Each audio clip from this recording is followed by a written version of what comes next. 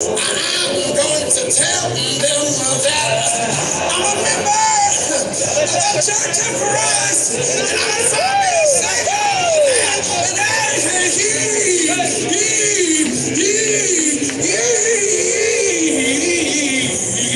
he said he, and it been good, y'all, and it been good,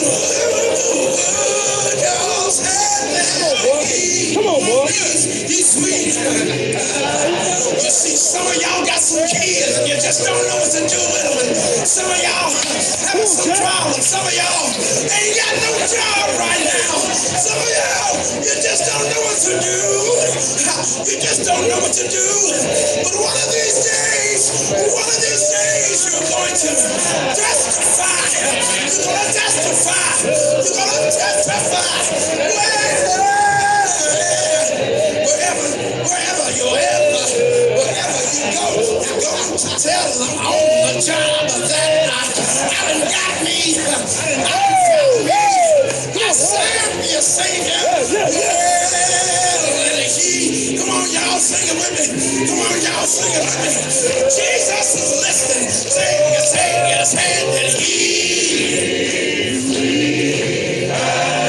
I want you to know my girlfriend will say, you see, sometimes, it just don't sit right. I've been trying to do my best, but it still don't sit right.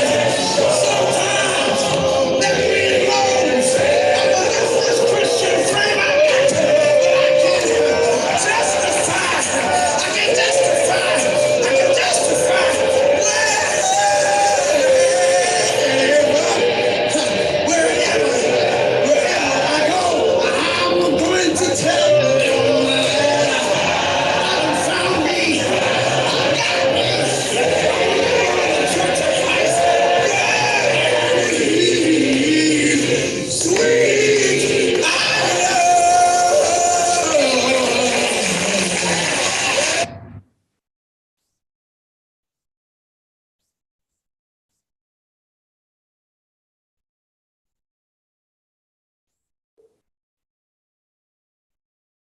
I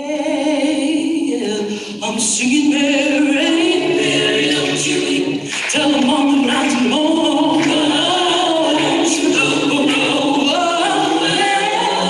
Mary, she tell them on the mountain, don't you know, the arrows on the air, don't you know that they are drowned,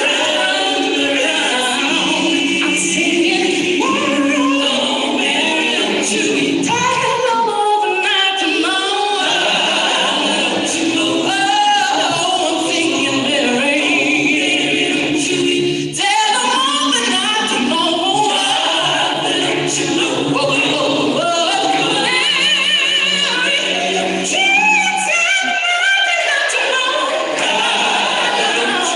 'cause don't you know that there was one place, don't you know that they are drowned,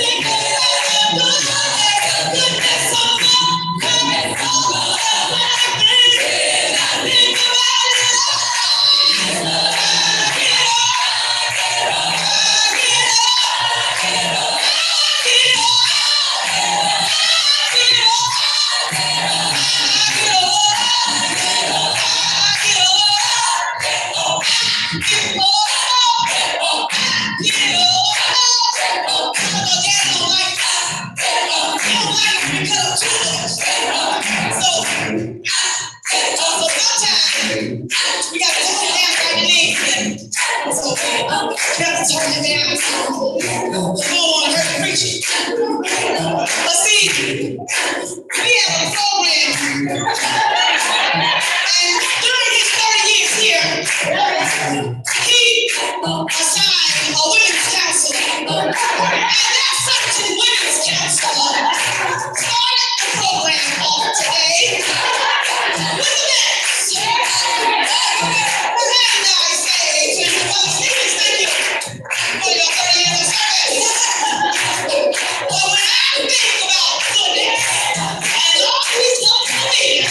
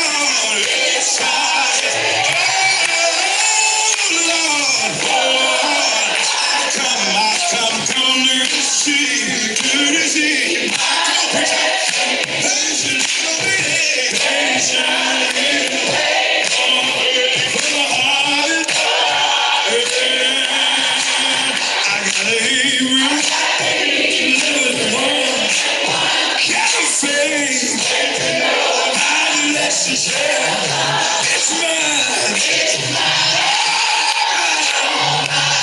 Lord, I believe in him for great things. He promised me a long time ago. I know I'm going to get it because the Bible tells me so. Now my Father will pledge it. Now keep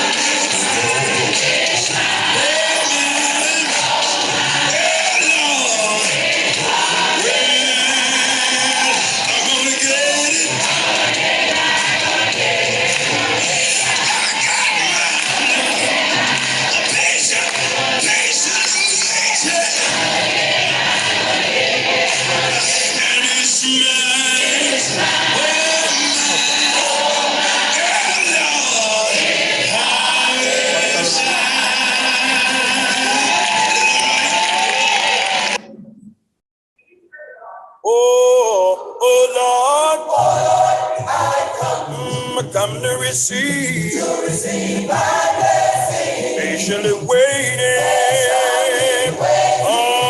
for the harvest. I've got that Hebrews 11:1, the kind of faith, my blessing shall is mine. Oh man, oh Lord,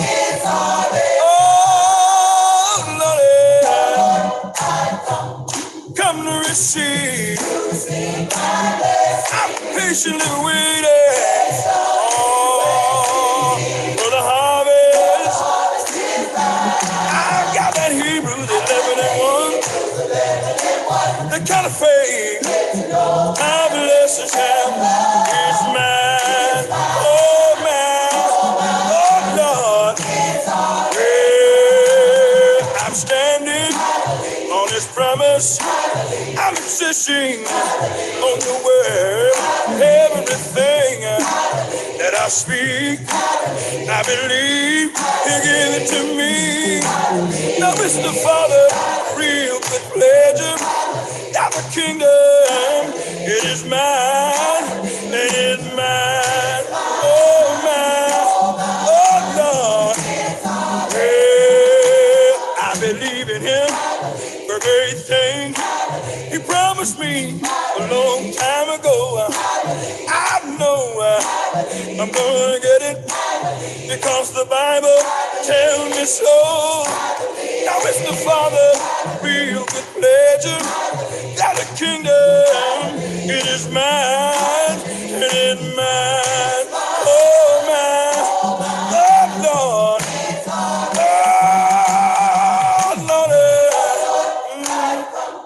come to receive.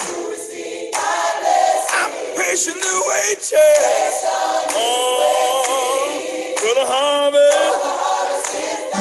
I've got that Hebrews 11:1, that kind of faith. My blessing shall is mine. Oh man, oh Lord, yeah. a blessing. I'm waiting.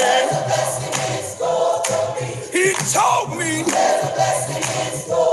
long time ago, Lord, get under your window. There's a blessing. My blessing. I'm waiting. Patiently waiting. And it's mine. Oh, mine. Anything. Yeah, it's mine. Oh, mine. Anything. I'm waiting, Lord, it's mine. Oh, mine. Oh, Lord. Oh, Lord. I come to receive. I'm patiently waiting. Oh, for the harvest. I've got that Hebrews 11:1 kind of faith. My blessing is mine. Oh, mine. Oh, Lord. Oh, Lord. I come to receive. I'm patiently waiting. Oh, for the harvest. I've got that Hebrews 11:1. The kind of faith. My blessing is mine. Oh, mine. Oh, Lord. Well, I'm gonna get it. Gonna get mine, Lord. Patiently waiting, Lord. You taught me a long time ago, Lord. Get under your window, Lord. You'll pour out a blessing enough to receive it. I'm patiently waiting, Lord. Gonna get mine, Lord. I'm gonna get mine, Lord. And it's mine. Oh, man. Oh, Lord. Harvest time.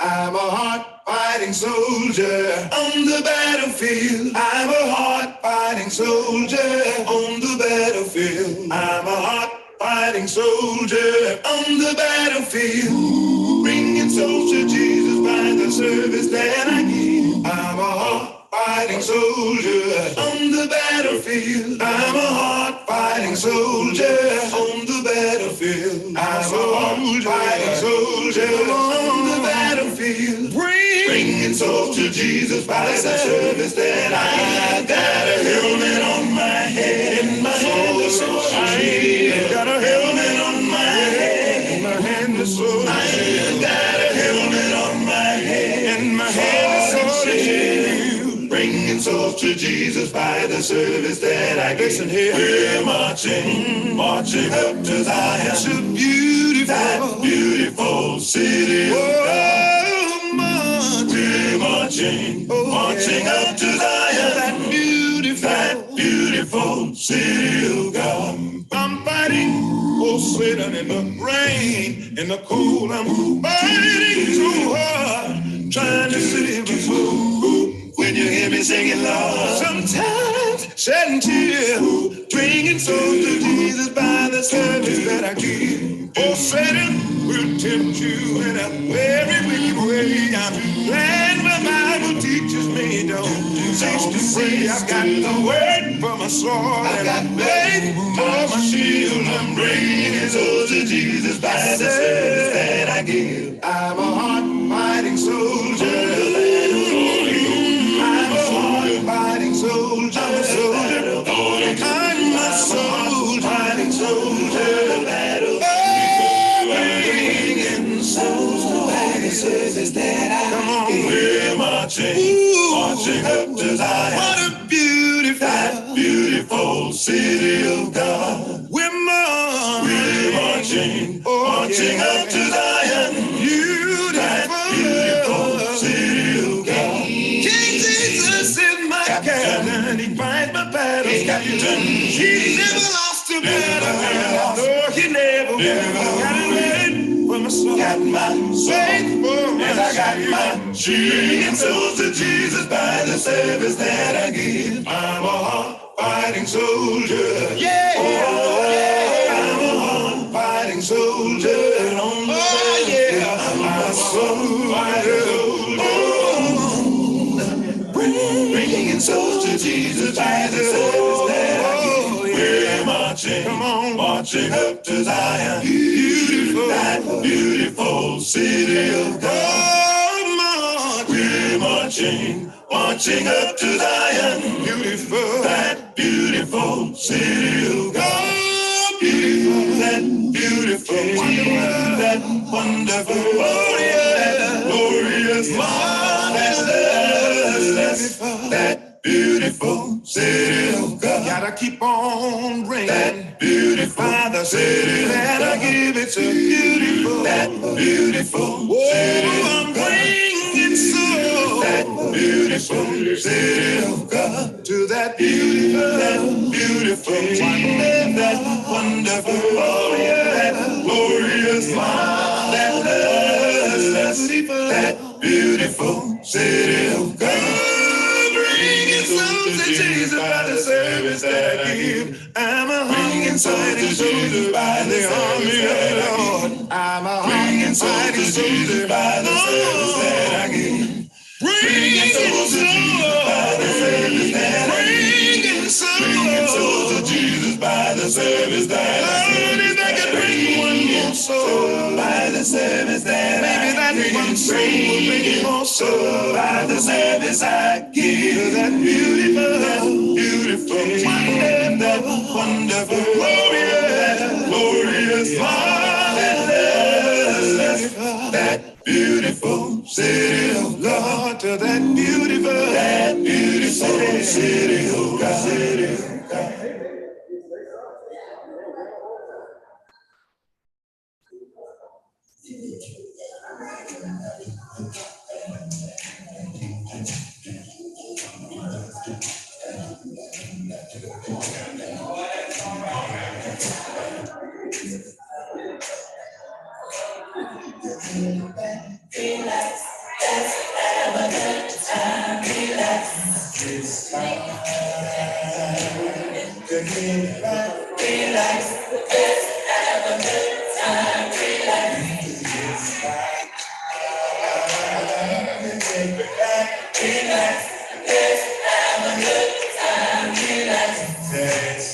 Go ahead, rock.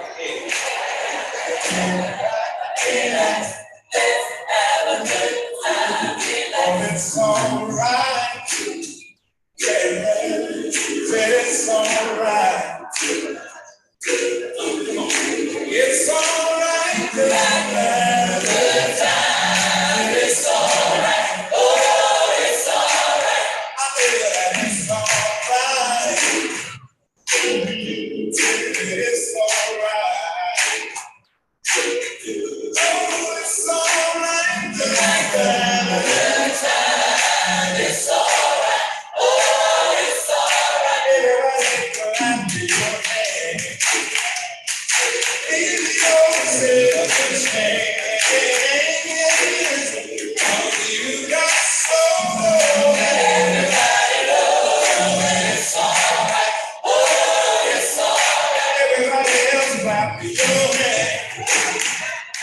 Come on and leave your selfish hands.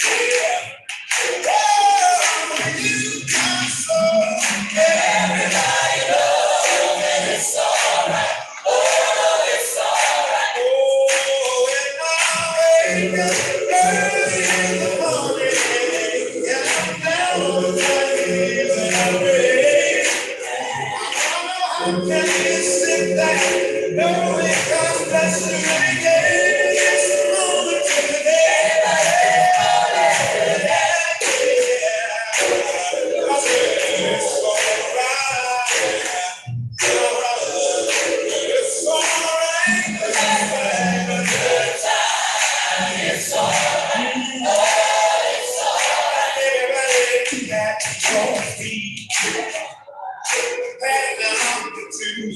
know you're going to figure out.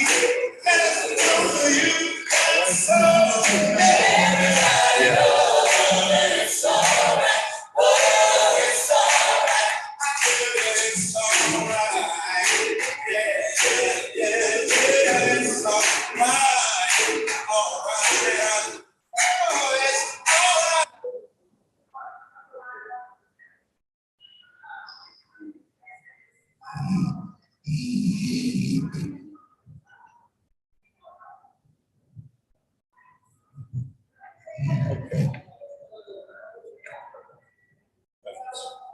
It is now 7:30 or 7:29. Close enough for us to begin our class. To those of you who are in the electronic audience, Facebook, Zoom, the church's website, YouTube, we welcome you. Those that are in the auditorium or the fellowship hall, and each week the attendance is increasing. But for those of you who are here tonight, I'm glad to see you. I hope you're enjoying the new dish. I've never done this on Wednesday night, but I thought it was good anyhow. But it's my mother's version of beef stew, but you have to add the beef after the fact, because some people don't eat beef, some people don't eat turkey and poultry, and so we've become all things to all people, that we might win some. But I hope you've enjoyed the meal. Let's begin with a word of prayer. Father, we are thankful for the fellowship that we enjoy from week to week. We're thankful that you allow us to come together in this physical edifice and break bread together each week. We pray now that as we break bread around your word, that we will encourage one another, and that we will be lifted up to know that children grow in faith, and we all have the ability to grow a personal faith relationship with you, regardless of our beginnings. Through Jesus, I pray. Amen. As I was looking at part 2 of this lesson, the faith of children, I kind of smiled. As we look at Job and everything that he went through, has anybody experienced what Job experienced? Now, before you answer that, part 2 of the lesson tonight is going to look at the history of Job's family. Now you say, I thought we didn't know much about Job's family. Well, we know Job is in the land of Uz. We know it's in the Idumean area, or the land of the Edomites. And we also know that the Edomites are the descendants of Esau, right? Well, we're going to look at the ancestry of Job. If anybody can pull through the chaos of his ancestry the way he did, oh my goodness. I laugh at my ancestry. It's nothing like Job's. Well, it's kind of like his, but it's not that bad. So most of us don't select our families. Would you agree? Most of us didn't create the family events. So whatever your family did, wherever your family went, they didn't ask, at least mine never asked my opinion. As a kid, you just either walked got in the car and you moved with your family.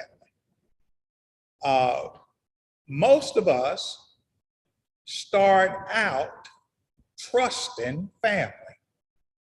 Now, it doesn't matter whether it's good or bad. We trust family for protection, for nurturing, for discipline, and for loving unconditionally. That's just what we do. Now, Job received life's basic essentials, or he refused to allow the absence of the basic needs to become an albatross around his neck.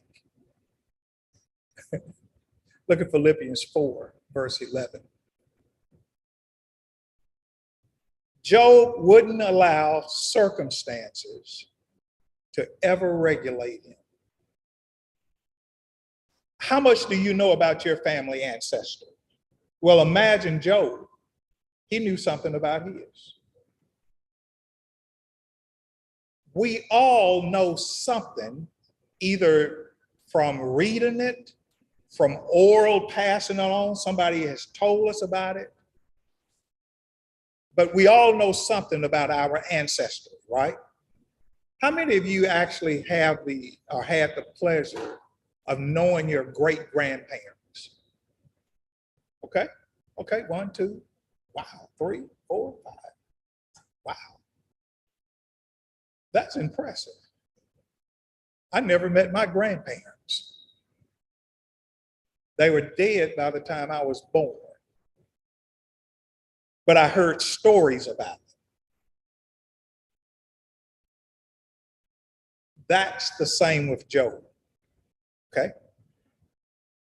And we make a choice from the stories. Oh, Philippians 4, verse 11, what does it say? And this is the Apostle Paul talking about how he has learned something. What has he learned?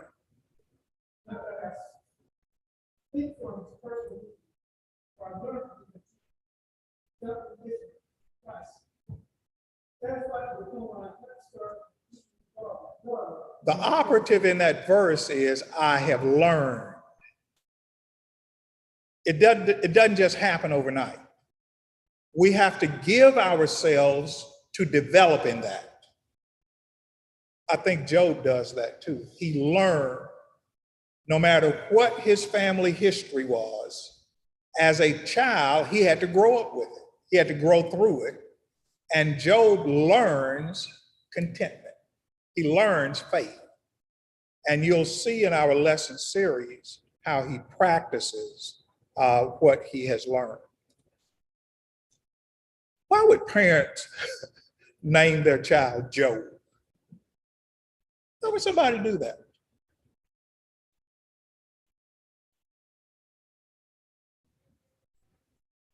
Huh? See part of the history? There's something in that name. There was something already in the ancestry of Job. That's why she names him sorrowful, or he that weeps.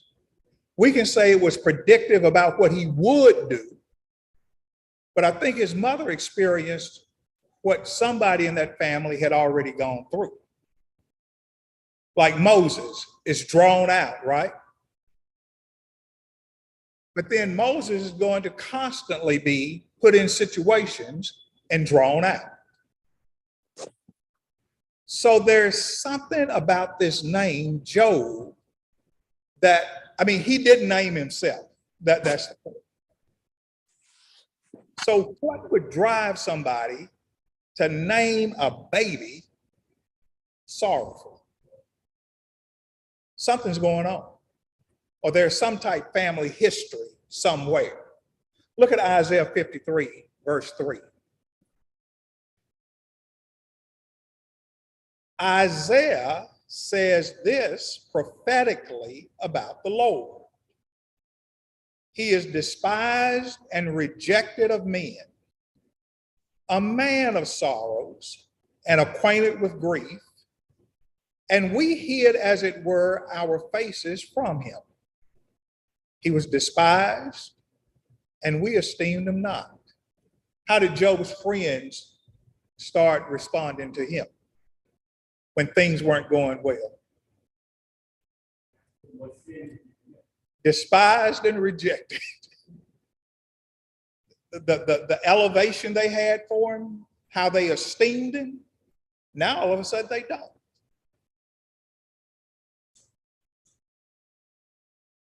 But I wonder if this is the first time this has ever happened. If we were able to look back at the life of the family of Job, you're probably going to discover something has always gone on in the family of Job that creates this environment of instability and yet trust. Instability, and yet, we made it through that. So we're going to trust that we're going to get through this. Have y'all ever been there? On one hand, the next shoe is going to drop. But then on the other hand, you're saying, but it won't be the first time.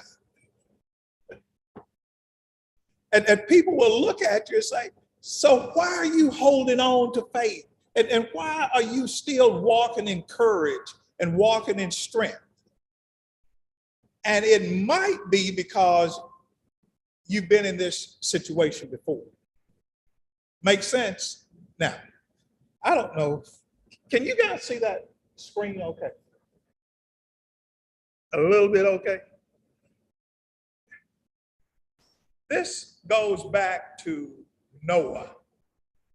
But what I want you to appreciate is Noah and his family experiences what great catastrophe? A flood. And survived.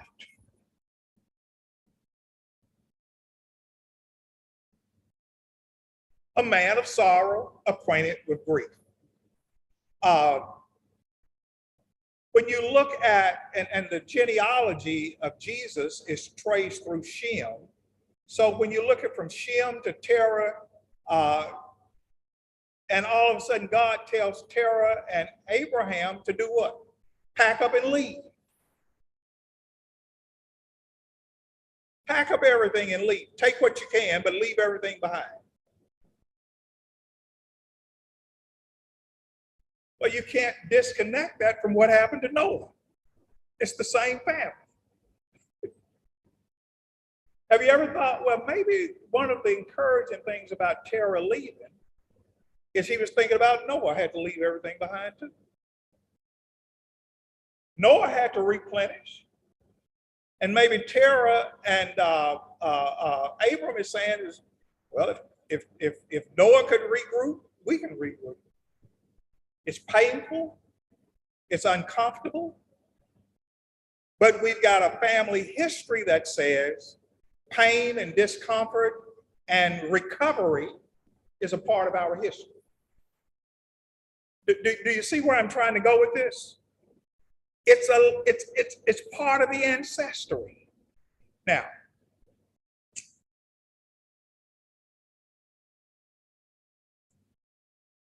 when you get down to the Edomites, where Job and his family are traceable to,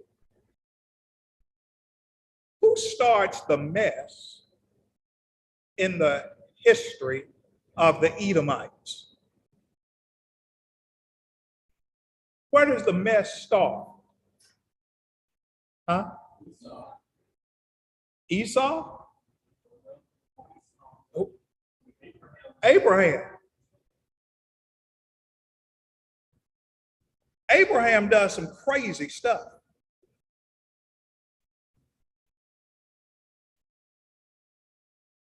You've got Abraham marrying Sarah. But remember, there's a famine, and they end up in Egypt, right? What does he do in Egypt? Huh? He let his wife go shopping. You know how when you go on vacation and before you get ready to leave, you go shopping and take souvenirs back? So Sarah wanted to go shopping. And Abraham went along with it. And she decided, I like to bring Hagar back as a souvenir. Y'all don't think that's funny.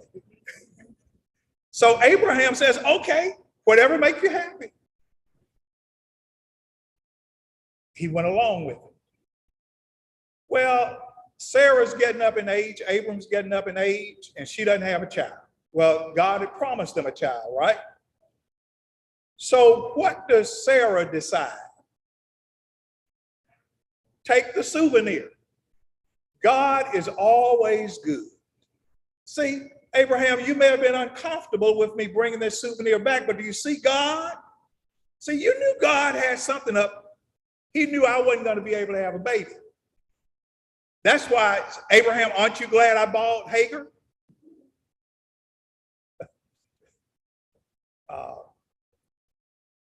Okay. We're old men now. But for you young ladies, y'all always remember what Brother McClure is saying right now, okay?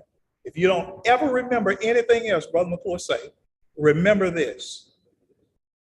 When you get married, don't you, and you get a little bit upset with your husband, don't you ever tell your husband, well, you go out there and have sex with another woman, I don't care. He might take you up on it. Don't you ever tell him that. Because he might say, okay. You say, well, why do you say that? What did Abraham say? Okay. Who extended the invitation? His wife.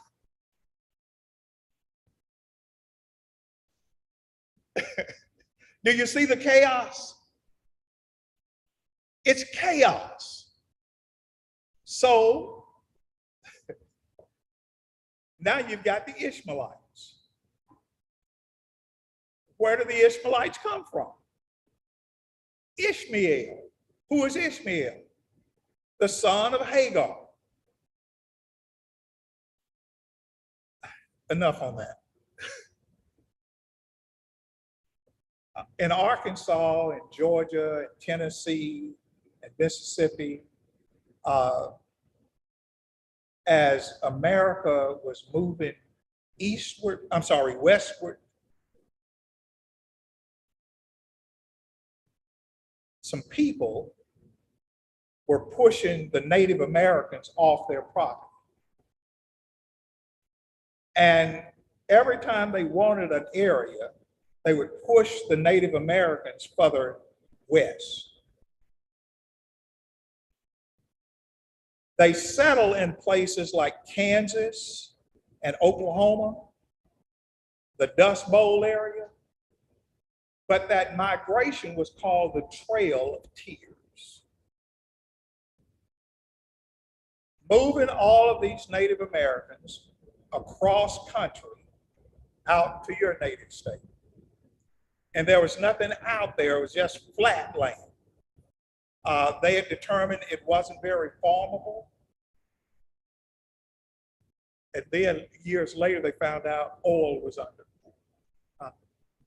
Oh, okay. Is that better? Okay. Oklahoma is filled with oil. My wife is probably online, and she hates it when I say this. We have an oil well in Oklahoma. We really do. It's producing such a small amount of oil, they don't even send us a check anymore. About 5 or 6 years ago, we'd get a check for $2, $3. But we have an oil well.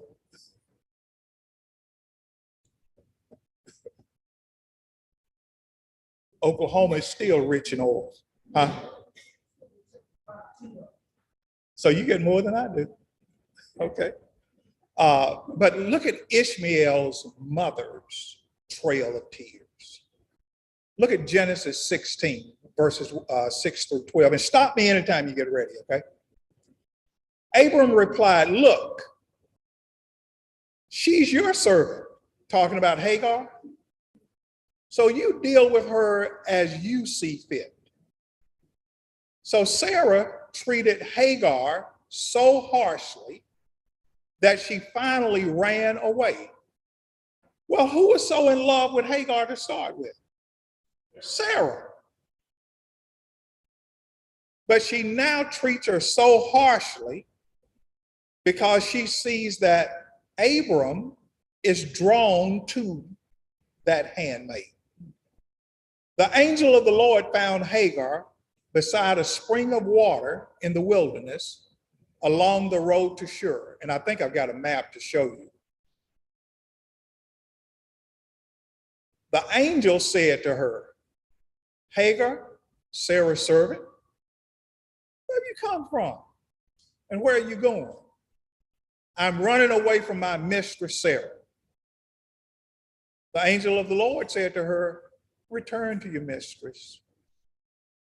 Submit to her authority. And he also added, I will give you more descendants than you can count.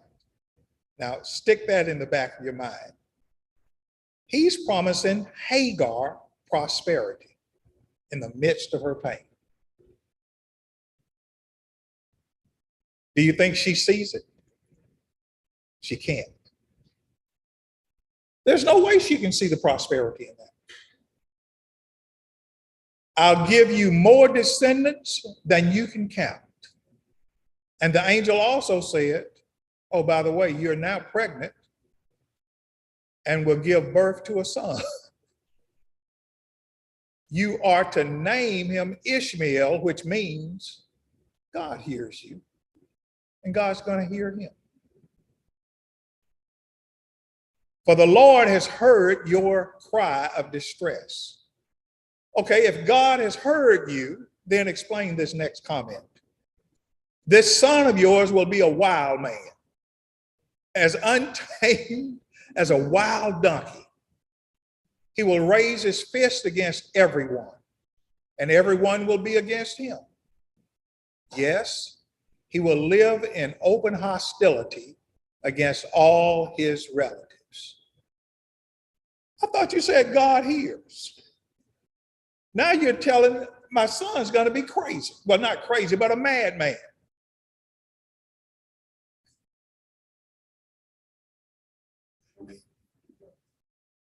Who puts this in motion?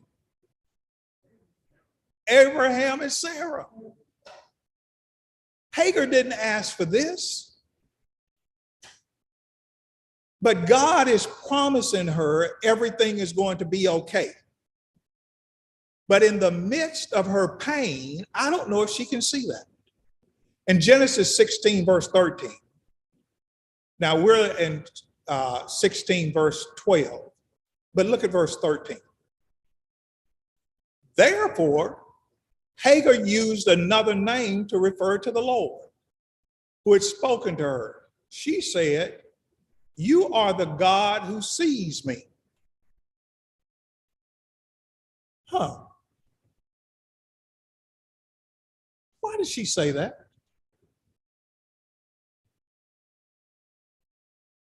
Have you ever felt invisible?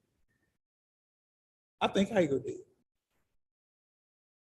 Taken for granted, minimized. I think Hagar did.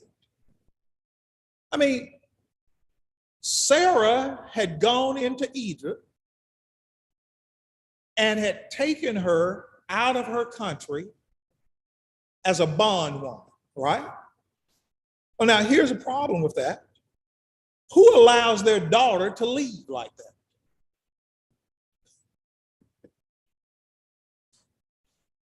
So do you see how she has never been seen? Possibly never been appreciated? So does it make sense for her to say, God, somebody finally recognizes me? For the first time in my life, maybe.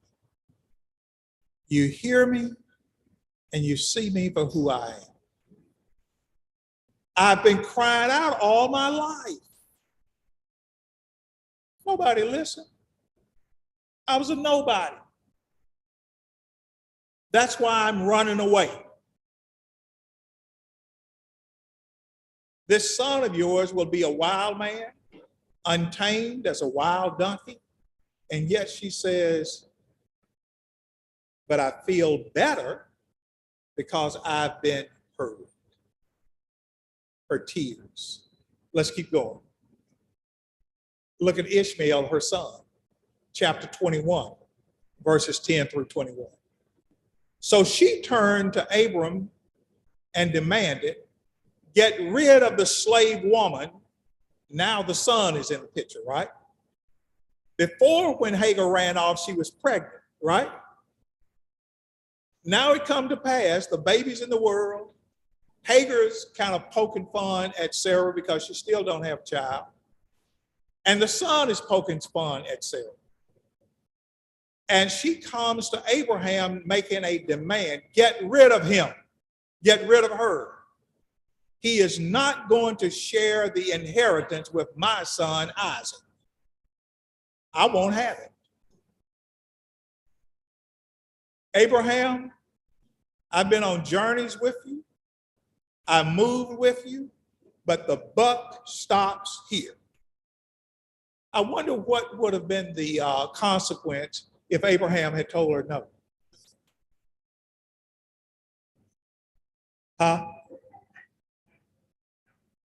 Slept on the couch in a different tent 10 miles down the road. I wonder if she would have left him. But nonetheless, look at Abraham's response. God told Abraham, do not be upset, the boy and your servant. Don't be upset about this. Do whatever Sarah tells you. For Isaac is the son through whom your descendants will be counted. But I will make a nation of the descendants of Hagar's son, because he's your son too. Wow.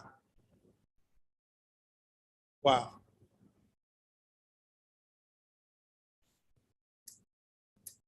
I've got two sisters in Arkansas. And I've got a half sister in Detroit. Out of all of the children my father had, there are only 3 of us remaining. Just 3.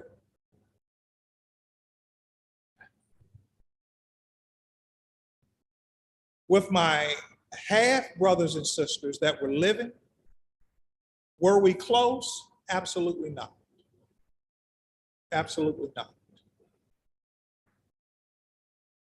But this is something that was always in place.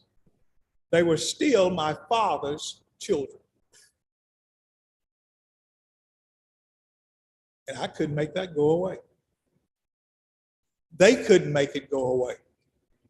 One of my sisters, in fact, the one that's still alive now, Susie, in Detroit, the first time she met my dad was at the funeral. That was the first time she'd met him. And he was 80 years old. But that was her first opportunity to look at him. Okay? Here's why I'm telling you that again. All of us come from families with some Abrahamic stuff in it.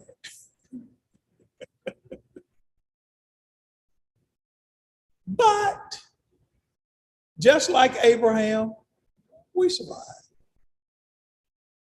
We navigated. And as children that are growing up, our faith in God and our confidence in God increases. Out of the context of our crises, or our ancestral crises. Is it painful? Yeah. But it's part of our story that helps people understand our tenacity to overcome today. No matter how many times you fall, no matter how many times they pull the carpet from under you, no matter how many times they think the ship is going to sink, you keep coming back. Have you ever wondered where you get that resolve to never quit? It's probably not just because you decided to never give up. Go. Oh, let me make a station break. This is one of the things that we're trying to address with this whole setup is the audience can't be heard in the cyberspace area. So we're trying to address that. But I'll try to repeat what you say. Say good luck.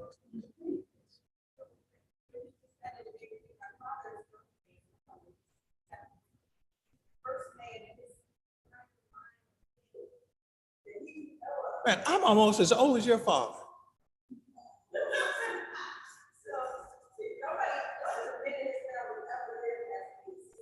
Okay.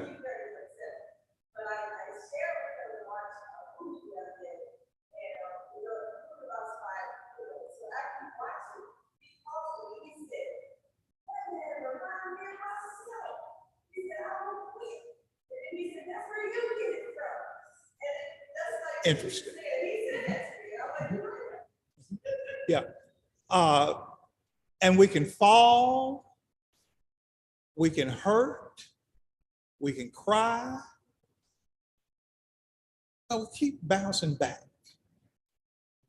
And that's why I want us to look at the history of the ancestry of Job so that we can appreciate better how he's able to endure all of this.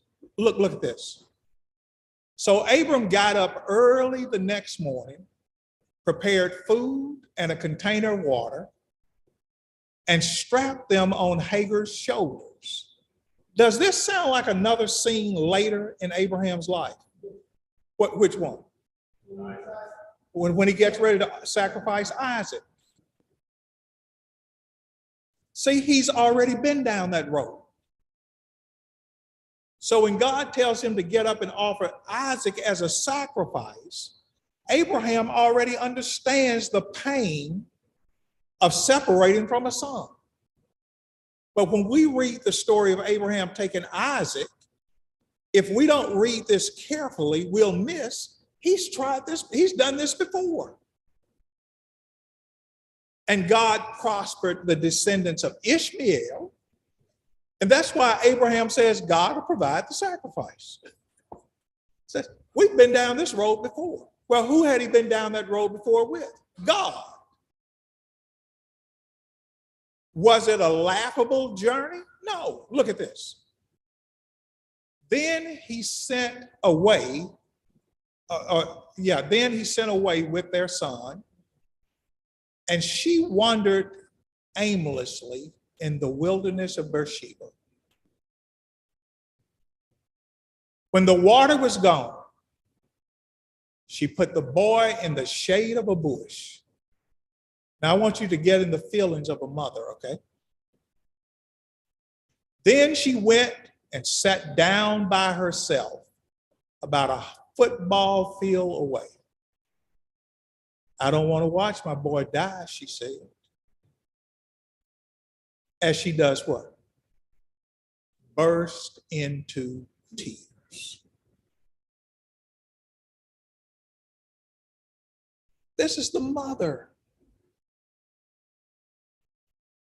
She's heartbroken. She has nowhere to go except to remember what God promised her. I don't want to watch my boy die. But God heard the boy crying. Well, what has she already said about God? He hears me. So God hears the boy crying. The mother's crying 100 yards from the boy, and the boy is crying. That's traumatizing. This is in the ancestry of Job. It's a whole history of pain. But Job does not let it define him. You don't think he knows these stories? He's closer to them than we are. He knows the generational story.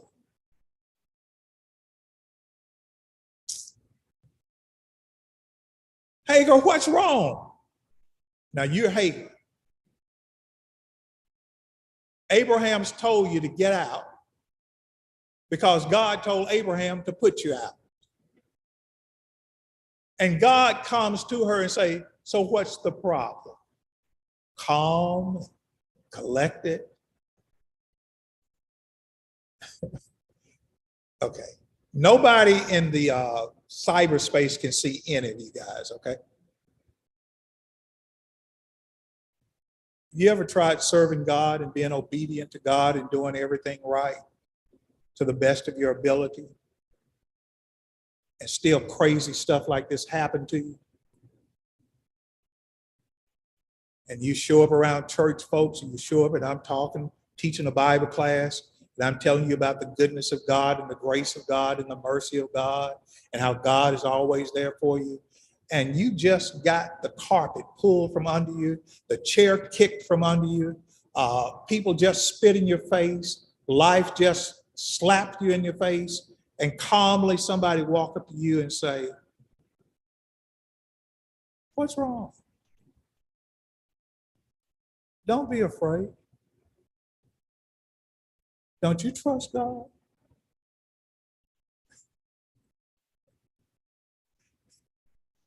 And you want to be a good Christian? Now, nobody can see who's in the audience, right? Have you ever wanted to just tell some of those folks to go jump in a lake? I mean, you know what they're saying is because they care. But at that moment, it's not whether they care. Your challenge is, does God care? Y'all ever been there? I know he said he's the God who hears, but with what I'm going through, does he really hear me? This is in the history of Job. God saying, what's wrong, baby? Don't be afraid. God has heard the boy crying as he lies there. Go to him and comfort him. For I will make a great nation from his descendants. How do you comfort a kid who has no home to go to? Out in the middle of the wilderness, a bag of clothes, no food. And you go to that child and say, it's going to be a brighter day when you get grown. You see, a nation from his descendants, when you get grown and when you have your family, you're talking to the kid about something down the road, and the kid is dealing with pain right now. That's Hagar and Ishmael. What do you say to a child who's hurting? You say exactly what God said to say. It may not make sense to the child right now. It may not make sense to us as adults right now. But we still have a responsibility to teach the child what God has promised. in the midst of whatever we're going through. Uh, look at verse 19 of Genesis 21. Then God opened Hagar's eyes, and she saw, guess what? A well full of water. She's out there saying, we're going to starve to death. We're going to die of thirst. And God opens her eyes, points her in the right direction, and says, see,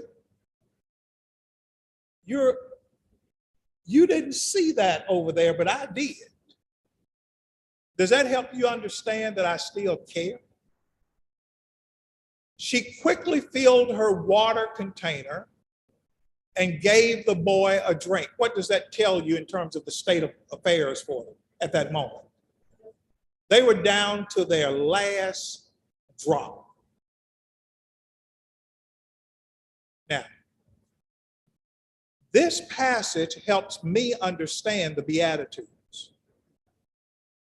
Blessed are they who hunger and thirst after righteousness. When we talk about being hungry and thirsty, we talk about, well, I only have 3/4 of a glass of water. Or I've got 2 pounds of meat, and I've got 4 loaves of bread, and I've still got $1,000 in the bank. That is not what that means. When we talk about hungering and thirsting, the way Jesus is saying it in the Beatitudes, he's saying you're 100% broke. You have no food. You have nothing to drink. And you're craving it. Almost like Esau did. You give in, hungering and thirsting. I'm depraved of this. I'm running on air. And I don't know where to go. That's what hungering and thirsting really means. And until we hunger and thirst like Hagar did, like Ishmael did, I don't know whether we cry out to the Lord. I mean, we could pray and we can say, Lord, help me out. Lord, I'm almost down too. But they are out of it. They don't have it.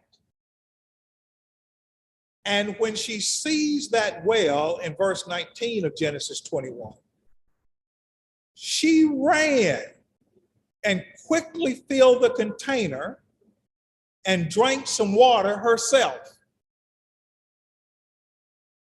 What does it say? Let me tell you what a parent does. A parent who really loves their children, that parent will starve and let their child eat the last morsel of bread before that parent will eat. I'm telling you that. Even here at church, and those of you who see me, y'all know this. I don't like when we even have a fellowship for all of the grown folks to run up and get food, and the children, those little kids and stuff, are the last one. I don't like that. Well, there are 2 reasons I don't. I wasn't raised that way. People would come to our house or to our home, and my mother would feed us first. Always. She would always feed the children first. She didn't care who the guests were. It could be the preacher. It could be her sister from St. Louis or from California. But when it came time to eat, my mother would always prepare her children's plates first. If food was scarce, even if we didn't have guests, you know who would eat first? My mother would feed her children first.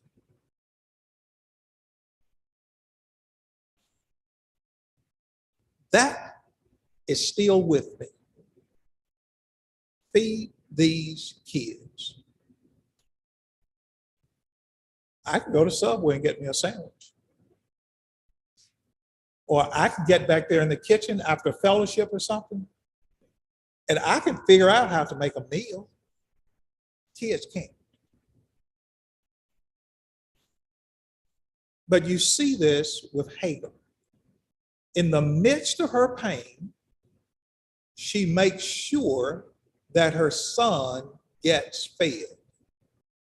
And God was with the boy as he grew up in the wilderness. Now, God had already said he's going to be a wild man, right? God promises to be with her, right? But you know what God never does? He never takes them out of the wilderness. That's their home. If God is with us, God is going to be with us wherever we are. Doesn't matter. But that is something that is taught early to children. Well, you know, when you get rich and famous and when you get this education, when you get that, God's going to bless you. God's blessing us now. That's where the faith of a child is developed. You don't think Abraham, you don't think Job knew about this story with Ishmael and Hagar? I think he did. Where they were down to nothing. And God showed her a well? Yeah. And she made sure her son got water? Yeah. Well, didn't God take them to a big city? No. They stayed in the wilderness. And they became prosperous in the wilderness. Sometimes we want God to deliver us completely from where we are. He may not do that. But wherever we are, God can still prosper us. Does that mean he will not deliver us from where we are? No. But what if he doesn't? Lord, I want to go so and so place. God, I want to live here. God may say that's not in the cards for you. I'll do this slide on Sunday, but I thought it was interesting to throw this in for a couple of reasons. This is the wilderness of Shur, this red line down here. If you look, let's see Beersheba, right up there, kind of where the horseshoe is, where Amorites. You see that word Beersheba to the left? That's where Hagar is, all the way out in the middle of nowhere. Where is she headed? Where do you think, okay, where did she come from? Egypt. Egypt. She's trying to get back home.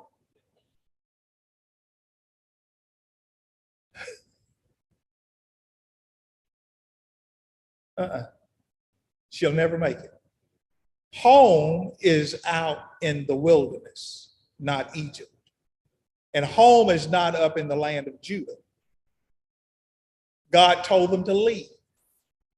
And God says, I'm going to put you in a place of isolation, of wilderness, and that's where you're going to prosper. Now, in this same area of the wilderness, on Sunday, I'll show you another map. But guess where that land is on the map today? What do you think is labeled as? Edom.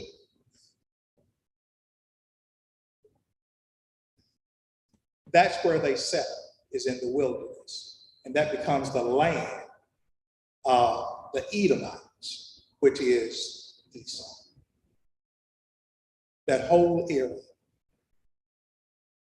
Now, you see how those tiers are kind of turning a little bit? Look at this.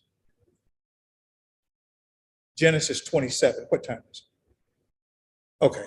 Genesis 27. Y'all stop me anytime. Verses 34 through 40. When Esau heard his father's words, he let out a bitter cry. oh, my father, what about me? I said Esau before, I meant Ishmael. Oh, my father, what about me? Bless me too. The story has shifted. We moved from Abraham, we moved from Isaac, we moved from Ishmael, and now we're to Isaac's two sons, Jacob and Esau. Here's another chapter of pain. Esau loses his birthright, okay? He let out a loud and bitter cry. When I told you about the Edomites,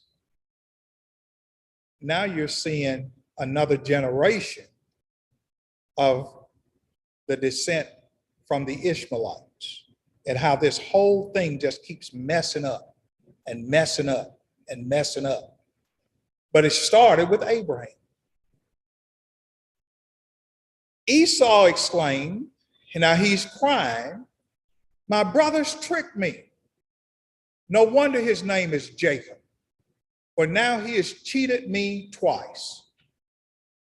These are brothers. Y'all get along perfectly with your siblings. Neither did I. That's just part of growing up. Some do well, some don't do so well. Somewhere in that journey as children growing in faith, somebody has to learn to get beyond that. Some do and some don't. Some children hate their siblings who are now as old as time. And you say, well, so why do you hate your sibling so much? Well, I remember when I was 10 years old. This happened between them, between our parents and Uncle Joe down the street.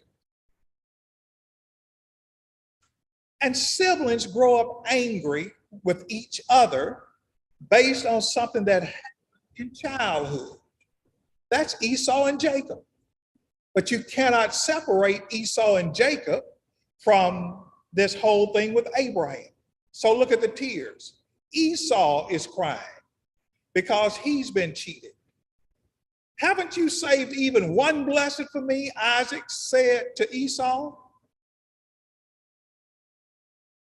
I have made Jacob your master and have declared that all his brothers will be his servants, including you.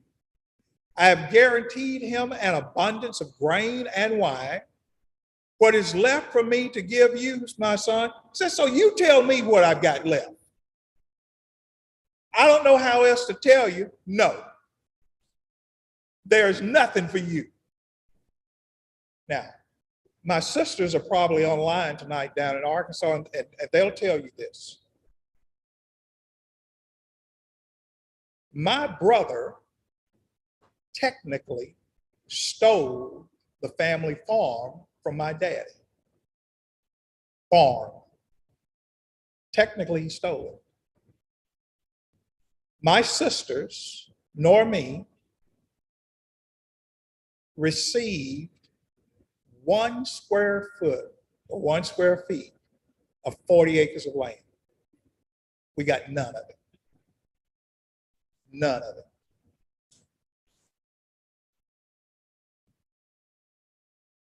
And we kind of felt like Esau. Don't you have something? My father's response is, nope, your brother's got it all. And he wasn't about to give an inch of it up. But God had heard.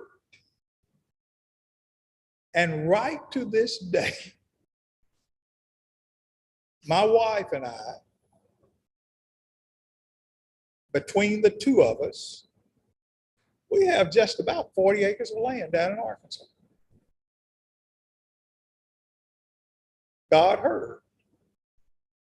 But did we get it from my father or from my brother? No. There was none left. I could spend the rest of my life being mad at my nephews and my brother. What good is it going to do?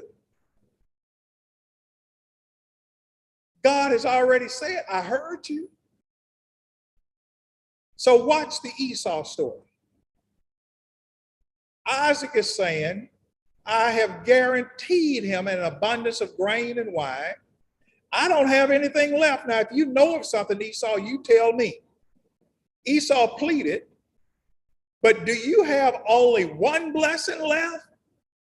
Oh, my father, bless me too.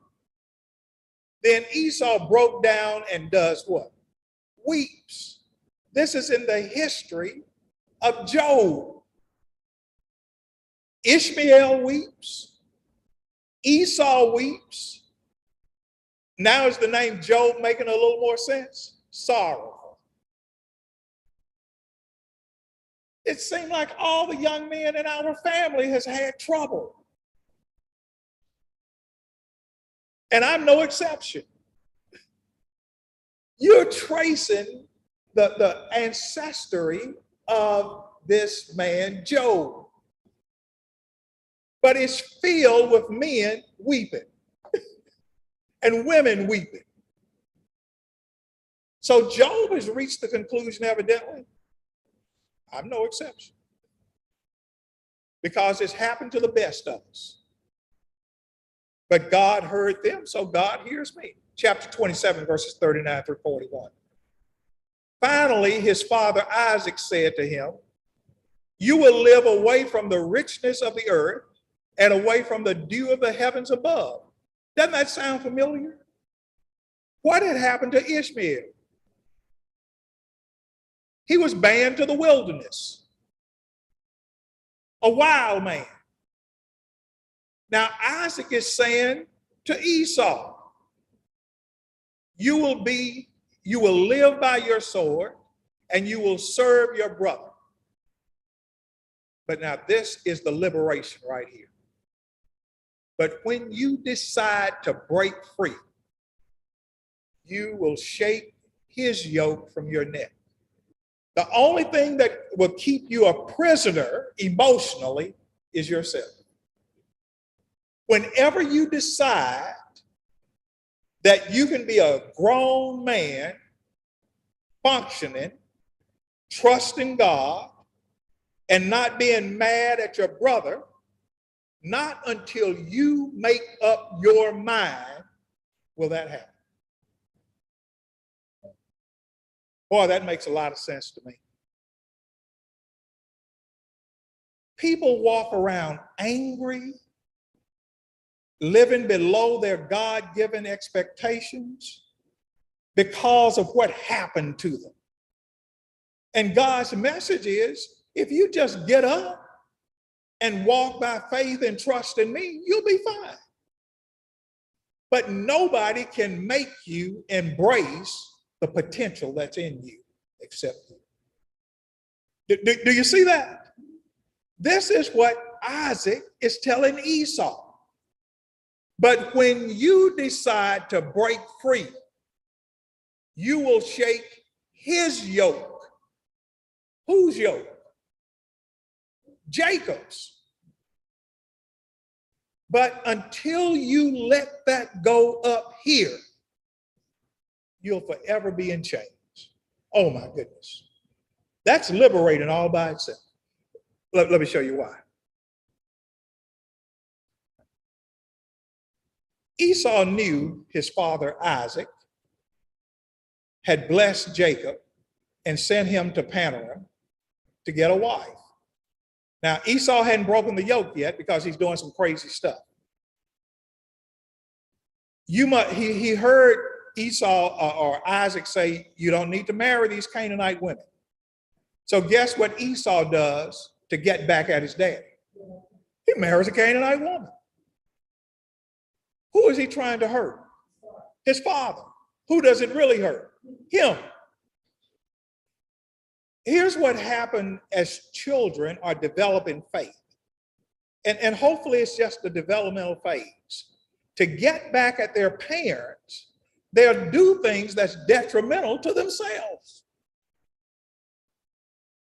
to hurt their parents.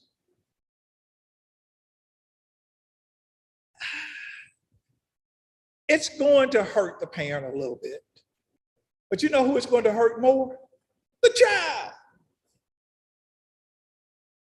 Esau thinks he's getting back at his father. So Esau visited his uncle Ishmael and his family and married one of Ishmael's daughters. In addition, what had God already said about Ishmael and his descendants? They'd be wild. So guess what Esau does with his eyes wide open? He goes get him a wild woman. Y'all remember that song, Wild Thing? He does this deliberately. That's his cousin. His new wife's name was Mahalath. She was the sister of Naboth, the daughter of Ishmael, Abram's son.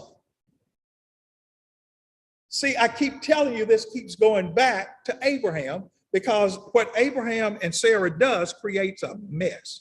Now, fast forward, Jacob has been out with his father-in-law. He's grown up. Esau's grown up. Esau's prospering. Jacob has broken the yoke of his father-in-law. Now watch what happens and we'll quit. We'll finish this Sunday morning. Then Jacob sent messengers ahead of his brother Esau, who was living in the region of Seir in the land of where? Edom. He told them, give this message to my master. Wow, Jacob is calling Esau his master? Watch this. Humble greetings from your servant Jacob. Until now, I've been living with Uncle Laban. And now I own cattle, donkeys, flocks, sheep, goats, and many servants, both men and women. I've sent these messengers to inform my Lord, meaning Esau, that I'm coming this way, hoping that you will be friendly to me. After delivering the message, the messengers returned to Jacob and reported, we met your brother Esau, and he is already on his way to meet you with an army of 400 men. Well, what do you think Jacob interprets that to mean? He's headed out here to get you because Esau had said, when the old man dies, I'm going to kill my brother. That's what Esau had promised. Now, watch this.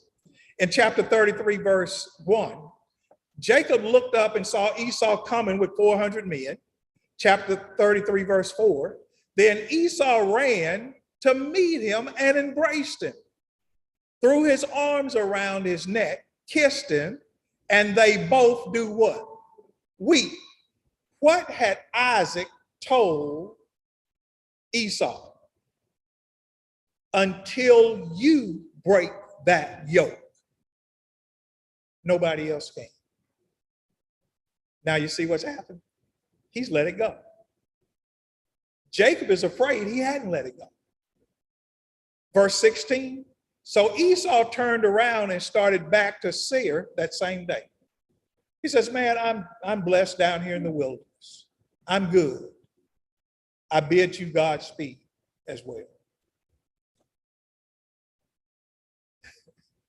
Don't you like that story?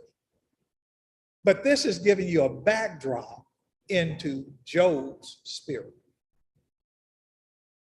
He has a history of family mess, and yet he has a history of God bringing them through the thing, no matter what it is. So now he's faced with prosperity. He's faced with children partying. And now he's faced with losing it all. And he says, I'll be all right. I don't know what's going on, but I'll be all right. I don't understand why it's happening, but I'll be all right. Well, we'll finish this on Sunday morning. Brother Wutah has already contacted me, and he asked me to wrap up on Sunday morning for him. But we've got time Sunday to do this. I want to encourage you, as I did Sunday. I don't care what you come from. Whether it's your generation, a generation back, 2 generations back, it is what it is. But until each one of us are willing to break that yoke, it will continue to be what it is. But it doesn't have to be. I think that's what Esau figured out. And I think that's what Job figured out. It'll be okay. Whether I've got riches or poverty, as long as I have faith in God, we'll be all right. Because God sees and God hears. Okay? Any prayer requests? Those online, any comments, any questions?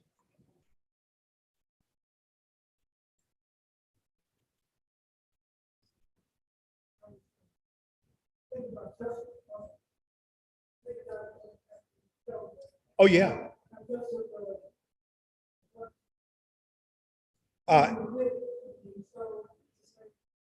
As a matter of fact, Gary, let me show you a preview of Sunday morning.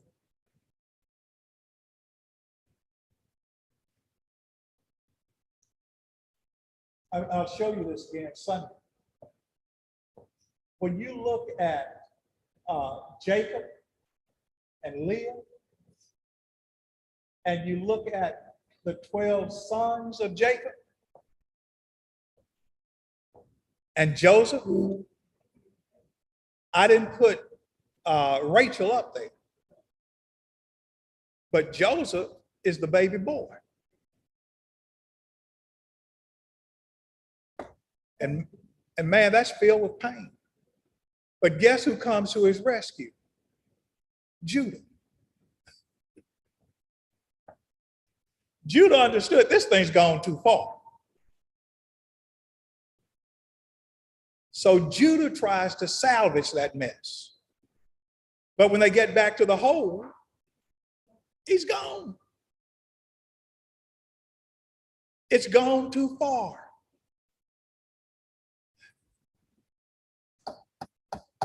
Okay. Somebody has to break out of the stuff. Any prayer requests? Yes, ma'am.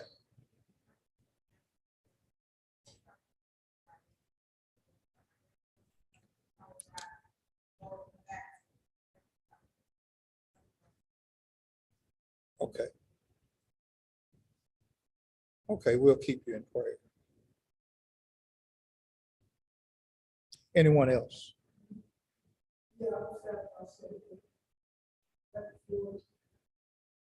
This is a holiday weekend coming up. Okay.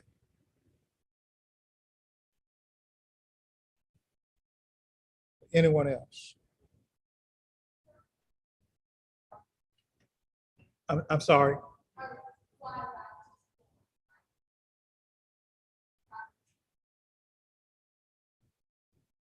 Grace.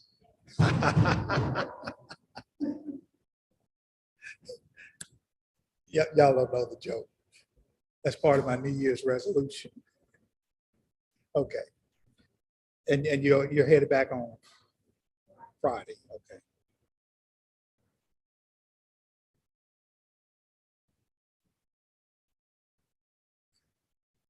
Okay. Anyone else? And you're in St. Louis, right? Okay. Let's pray together. Father, we thank you for watching over each of us. And I just pray tonight as we look at the Bible stories, looking at the ancestry of Job, a man of sorrow, and yet a man filled with faith. Help us, Father, to develop our own personal faith walk with you, regardless of our ancestral history, regardless of the number of times that we may have been counted out, left behind, ignored. Father, I pray that we will look at those times in life as opportunities that you've shown yourself over and over again to be strong and present in our lives. Father, I pray that you'll watch over Nicole as she travels this weekend. Keep her safe as she goes and as she returns. I also pray that you'll watch over Gary as he travels. And I pray also that you'll watch over Grace as she returns to school on Friday. Father, I pray for this country. And we know that nothing goes on unseen by you. And because of that, our trust and our faith rests in what your power can do. I just pray that you give us the patience to endure the hardships, the setbacks that oftentimes are handed to us because of the hardness of the hearts of men. Bless us as we leave this building tonight. And yet we thank you for your grace and your mercy over each of us. Through Christ I pray. Amen. Okay. Those online, thank you for joining us. Brother Stewart, Sister Pam, Sister Renata, Brother Jimmy. I saw Sister Dunbar, but to all of you, thank you for joining us tonight. Thank you. Good night. Good night. Good night. All righty. Bye-bye. Good night.